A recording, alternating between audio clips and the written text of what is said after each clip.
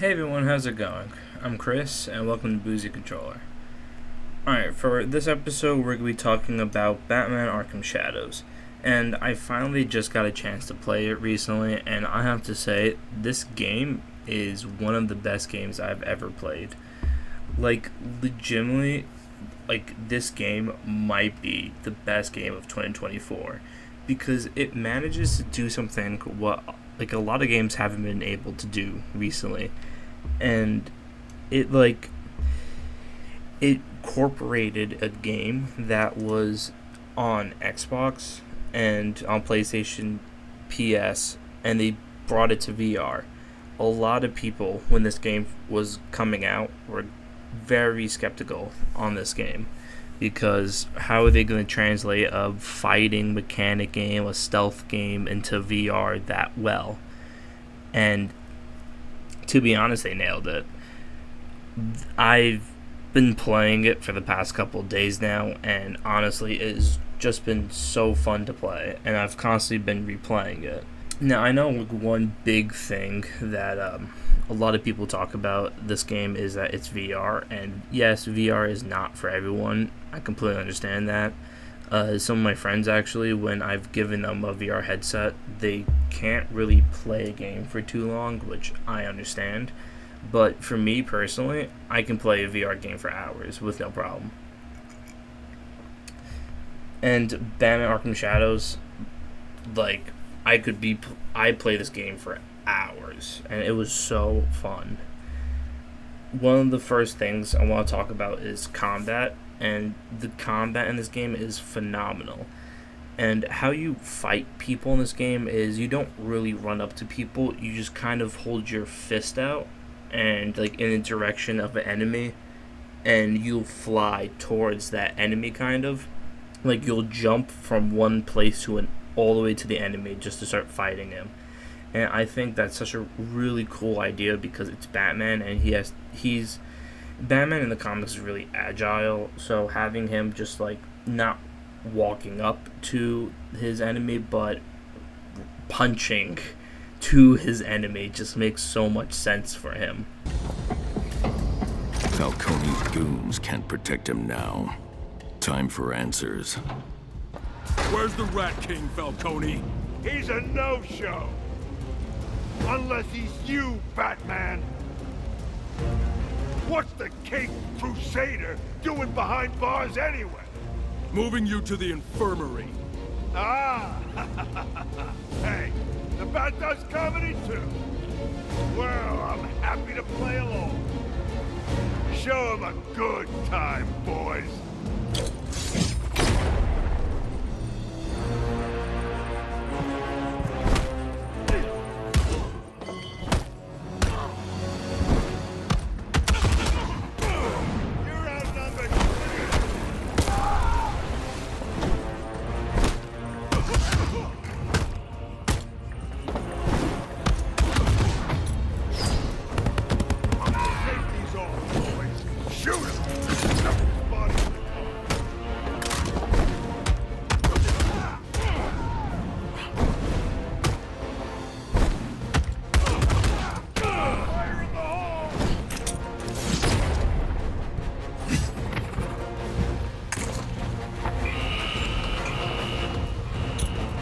Plant explosive gel on the carts underneath Falcone.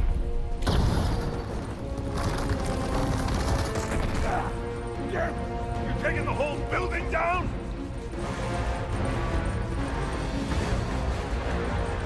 Hey, Bat, stay put. Got a present for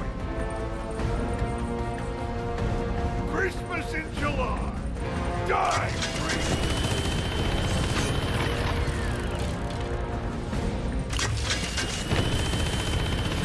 Bastard!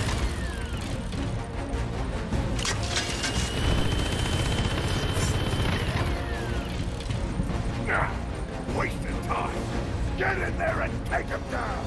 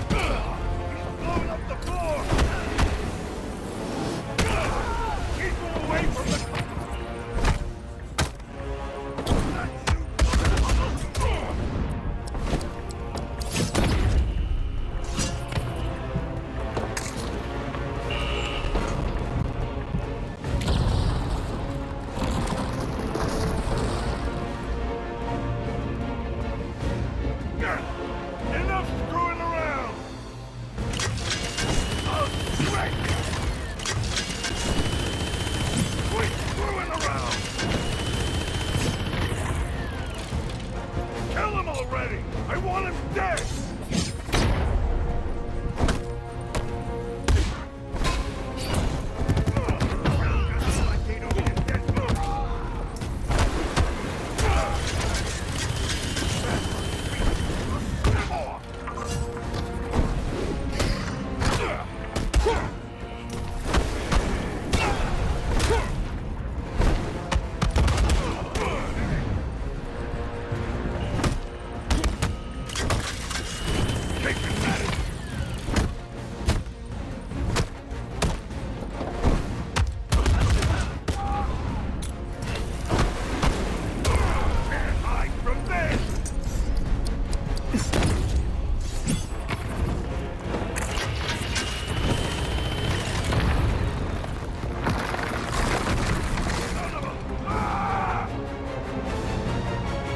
And it just, like, at first it does feel a little bit weird, I will be honest, but, like, the longer you go with it, the better it just feels. And the more upgrades, like, in the game, it gets so much better. And then you start doing combos in the game, and then you start doing super combos, like instant attacks, instant takedowns. And at points, like, you could literally pull one of your sides and then use your cape to stun an enemy. And I think that's just such a cool, like, concept. And, like, if someone's, like, heavily armored, like, you have to use your cape. And then for Predator section, like, it's really cool too. You hit A, like, you look up at a gargoyle or a ledge above you, you hit A and you go right to it. And then, like, you sit up there watching what's going on around the room. And it's really cool because, like, a lot of people do talk about this, saying, like, when you play this, you feel like you're Batman. And honestly, you kind of do. Like, it's a weird experience, but it's really cool. Batman has been a character who has been near and dear to my heart for a while. And, like, I'm just so glad that I could kind of feel like that I am Batman in this aspect, because playing the games and, like, you're holding a remote and, like, you're looking at a screen, yeah, it's cool, but, like, it's another thing where you actually feel like you're in the world and, like, you're physically doing something. To be honest, when I was playing this game, I got so winded so quickly. Every fight took the breath out of me. Like, after every single fight section in this game, I had to take off my headset and just take a break for a brief second, because I would get so sweaty and I would get so tired, and I just had to take a break. And the detective mode in the game, where you're, like, analyzing a room and you have to walk around it, look around things, pick up different things and analyze it, it just feels so, like, natural. Falcone claims his assailant was the prisoner Otis Flanagan. There's still evidence in the chapel from the attack on Falcone. I'll set up a crime scene and figure out what happened.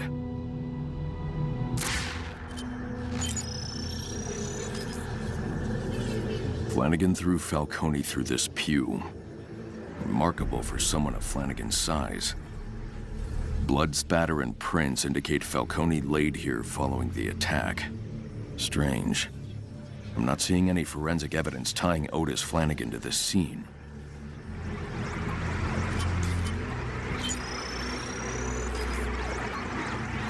The assailant snuck up behind Falcone, struck him with a metal pipe before covering his head with a sack. Traces of metal on the kneeler, and nail marks in the fabric. No trace of Otis's prints on the weapon, but then again, he does wear gloves. Something's not right, Alfred. Are any of the details from this attack consistent with Flanagan's crimes on the outside? No, sir. But prison can change a man, as I'm sure you're well aware. I'll keep looking.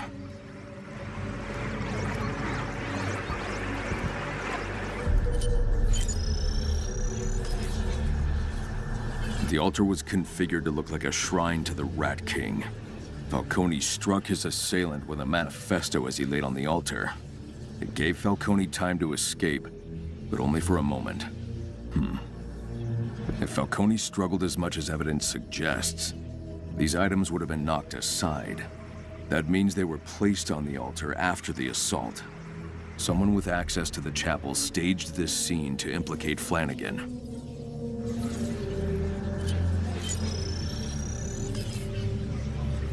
Before throwing Falcone into the pew, the attacker hit the candelabra. 3 sets of footprints were left in this pool of wax. First set, size 14, no discernible tread pattern. Whoever made these wore disposable shoe covers. The second is a partial from an Italian loafer, Falcone's. The third set was made after the wax dried, a match for the distinctive claw-like shoe prints I found in Otis Flanagan's cell. Otis was here, but didn't arrive at the chapel until after the assault. Fabric analysis shows a small amount of Kevlar and nylon. The assailant wore a bulletproof vest and caught it on the candelabra during the struggle with Falcone. I've scanned all available evidence. Only a small group of people in Blackgate are equipped with bulletproof vests. I'll narrow my search to the most likely candidates. Tiger Security have access to bulletproof vests, not to mention the chapel itself. Someone on Tiger's payroll is responsible. Another excellent deduction, sir. Perhaps Otis Flanagan could provide a suitable explanation for why he was framed. I don't think I'll have to wait very long.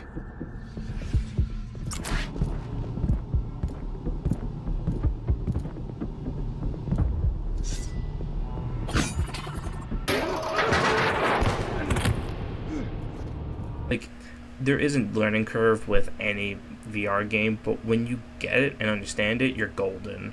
And the game constantly throws like new mechanics at you as well, because like you're constantly upgrading your character, so the game's constantly also going to upgrade. And at points there are gameplay switches where like there's a little bit of a spoiler, but there's some gameplay switches where you're not playing as Batman, but you're playing as a regular guy. In this game, Batman is trying to infiltrate a cult that's going on, and how he infiltrates it is he pretends to be an inmate at Blackgate Penitentiary, which is a prison. So at points you have to fight as a regular dude, not as Batman. So that means you don't have a grappling hook, you don't have batarangs, you don't have a cape. You're just a regular dude fighting. And like if you want to stun someone, like with your bat cape, what you do is just you throw pocket sand at someone. And one of the things this game is definitely more self-contained and a lot more linear than a lot of these other Batman Arkham games that came out recently. It's definitely not as open as the other Arkham games like Batman Arkham City or Batman Arkham Knight, but it still is. It's like a set path, but you could do little deviations because like there are some hidden puzzles, little things, collectibles that you could find, and like, but for the most part you're kind of on a straight and narrow path. But I don't really think that's a terrible thing for it. I mean, it would have been cool to fly around Gotham City, because like, I mean, who wouldn't have wanted to fly around Gotham City, going to rooftop? You do that very briefly in the beginning, but you know, it's cool because you get a little grasp of it, but you don't get a full thing of it. And like you get these moments that just feel like the world is so much bigger than anything that you can like do, because like I feel like if you just did pointlessly, you would just pointlessly go around the city. But like how the set path is, it really does feel like you are exploring the whole area, even though it's a set path. Like it does feel like you're exploring it all, but you are honestly on a strict timeline, because it plays into the story how your character is on a strict timeline. And I mean, it's cool because like even if you look around and take some time to explore, like the game does reward you with it, because like you could go around and maybe you see a sign with a telephone number, and if you could call this number and it'll be a little Easter egg into the DC universe.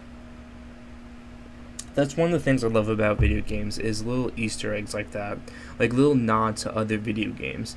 In this game, there's talks about a man from Mars, which in DC, that is Martian Manhunter. And other Batman games, you've talked. Some people have talked about a flying person in Metropolis, which is Superman, or the red streak in Star City, which is Flash, and you just get these little nods that the world is so much bigger and so much more expansive than it is.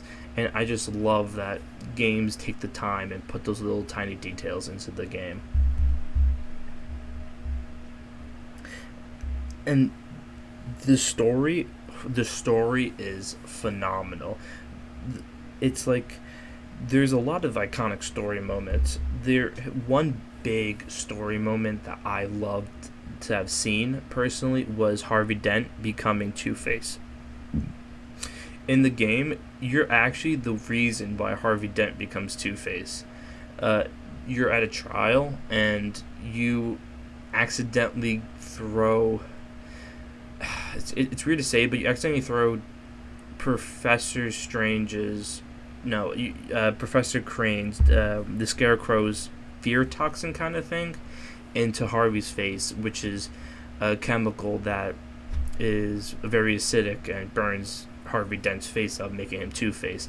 And it's kind of cool because it puts in another context that Batman kind of made Harvey Dent become Two-Face. Like, he legitimately was a reason Harvey Dent became Two-Face in this game world. But, like, the one thing, people talk about this being a VR game, and it sucks because you have to have MetaQuest 3 to play this game. But if this wasn't a VR game, I feel like this wouldn't have worked as well.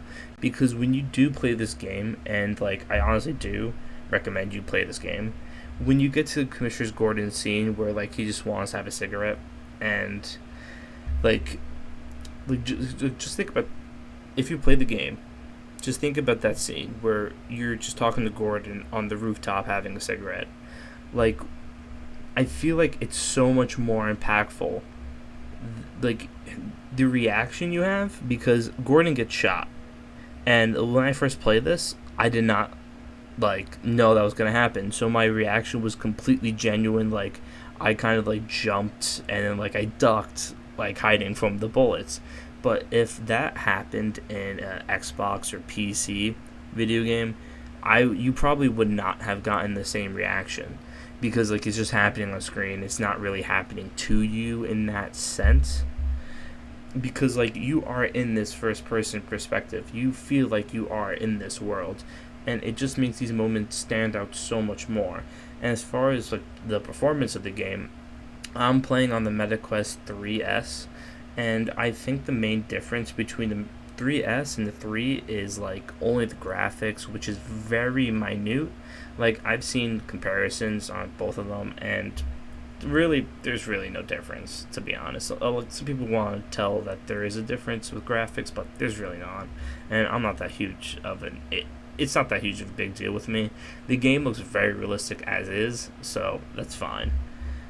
But I thought the graphics, like, it looked amazing. Like, it wasn't obviously as detailed as like a PS5 game or a new Xbox game or a PC game, like maybe an older console game, but like it still looks pretty realistic. And sometimes, like, even when I was playing this VR game, I kind of forgot that I was playing the VR game at points.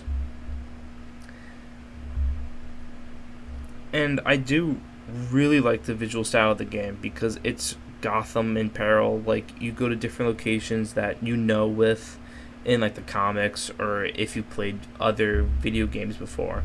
So it all really feels very familiar when you're like moving around the world, but it also feels very new, and like that you have never seen this before, but you kind of understand where you are. Honestly, there were some like hiccups and some glitches, and like there was this one scene in the like very beginning of the game where I had to walk down this corridor, and some people were glitching here and there, but you know, that's not that huge of an issue. But yeah, I really think this game is fun, and I really feel like everyone should play this game.